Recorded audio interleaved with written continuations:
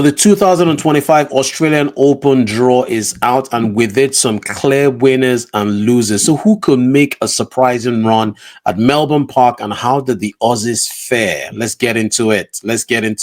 One of the winners, Nick Kyrgios, if he's healthy. Realistically, the biggest threat to Kyrgios' chances of a strong return at the Australian Open is his own body. Anybody who has followed Kyrgios over the years has known that he's had injury issues, which has impacted his ability to play tennis. Withdrawing from a Thursday night exhibition match due to an abdominal strain, there's some doubt Kyrgios will even make it to round one. Kyrgios, please play.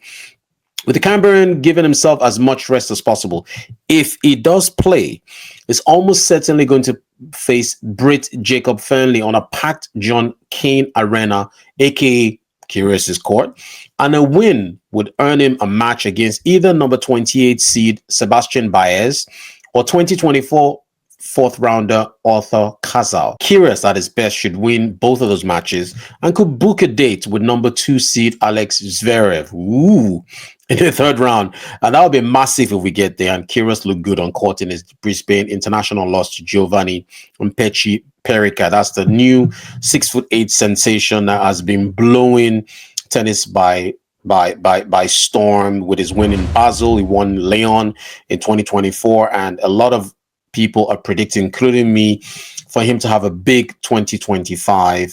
This 21-year-old player, Pericard, is one to watch. But it was Kyrgios' reaction afterwards, explaining how sore he felt. That was the real concern. And the idea of Kyrgios getting through multiple 5-setters in a row. Anybody that's watched Kyrgios in the past will know he will play one 5-setter, they'll play the second 5-setter. By the third one, he's either going to get injured or just lose motivation or get tired. Yeah. And this is just his injury history. So this is optimistic at best. Jannik Sinner, the defending champion, world number 1, best hardcourt player, won 2 hardcourt slams in 2024 with the US Open and, of course, the Australian Open. So he's defending this title. He was already the tournament favorite heading into this draw, and his chances only improved after it. The main thing was avoiding Carlos Alcaraz, who always seemed to be in Sinner's half and in his head. Sometimes you can say that as well. And Novak Djokovic, who he beat in the semifinals here last year, but is still dangerous. And both men was placed in the bottom half with number 2 seed Alex Zverev instead. The toughest opponent Sinner can face in the quarterfinal is number 8 Alex de Minaur, ADM. And look, we're not going to talk down on Aussie, but the Italian is 9-0 against him. How is he going to win? Is this going to be his first win? We don't know. Let's see if they meet. So it's a one-sided rivalry, and if they meet, you have to favor the Italian. Sinner. I mean, it's a no-brainer. Then the semi-final either be number 4 seed Taylor Fritz, who is safe to say has a ranking which precedes his reputation, or number 5 Medvedev, who is a former finalist at the Australian Open, who hasn't been in the greatest form in recent months.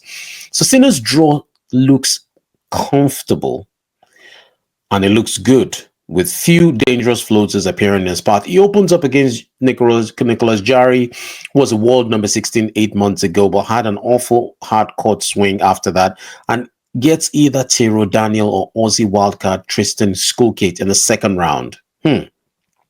Really will be a big shock if anyone beats him before the quarterfinals. Olga Runa, Obet Hurkacz, and Flavio Cobolli are the seats near him, while the unseeded Matteo Berrettini, remember him, has made the semis here before and could be in the 4th round, but it could have been a lot worse. So back-to-back is a real contender for Jannik Sinner. Zverev, like I mentioned before, he's incredible. He's been playing well. Let's see if he's going to make a run and try to win this Australian Open for the first time. What do I think? Djokovic. Can Djokovic win this? Djokovic's draw is particularly dangerous, with promising American wildcard Nishesh Barasavaredi first up. Then in third round could either play the undefeated Thomas Marchach or Riley Opelka, who beat him in Brisbane earlier this month. That's if Riley Opelka is playing in the Australian Open 2025. Alex Zverev wouldn't be too upset with his draw, though first round opponent and wildcard Lucas Pouille is a former semi-finalist here, but he'll still have to get through one of Alcaraz or Djokovic just to get a shot at Sinner. So really, really interesting. What do I think about Alcaraz? I really don't think Alcaraz is going to win this tournament. I think he hasn't gone to the semi-final before, and it's going to be really, really tough for him. He's going to have, I mean, if he plays Djokovic, he's going to meet Djokovic in the, I think is destined to meet him in the quarterfinals, if I think so. If that happens, that match could go either way. Traditionally, over the last couple of years, we've seen Alcaraz really pick up after Indian Wells. Will he start 2025 hot? That's my question. Will he start it hot? Will he come out, blazing in 2025? Will Alcaraz be able to win this tournament? I don't think so. I am predicting that Jannik Sinner wins his second and back-to-back Australian Open in this tournament. He's too good. He's improving defense, offense, the serve, the mentality, the aura. Jannik Sinner is really, really, really, really incredible. I'll say Zverev is number 2. Alcaraz is number 3 for me. Coincidentally, that's how the rankings are. Do I have a dark horse? Pericard could go far, but experience might be the thing that would, nip him in the bud. Possibly Taylor Fritz, but if Taylor Fritz and Pericard meet, I think Pericard might actually blow Taylor Fritz away, especially with the way he's serving.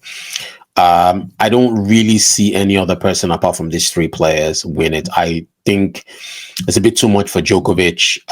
Aura, motivation, his movement, his return game isn't as good as it used to be. The good news about Djokovic is he's playing without a knee support, so his knee seems to be fully 100% well, and he played this practice match, exhibition match with Zverev, which he won 7-6, just 1 set, and Djokovic looked really, really good. Just a light-hearted exhibition match. You can always argue that those are not the real deal, and that is true. They're not going to play to, give all their best because they don't want to get injured. But let's see how it goes. It's really, really, really interesting. I'm excited. Let's know what you guys think about my predictions, and let's hear yours as well. If you're new to 7 Smash, please give me a like. Please subscribe. Follow me. I'm trying to grow and hope to do more tennis content over the next 12 months and beyond. And I'll see you in the next one.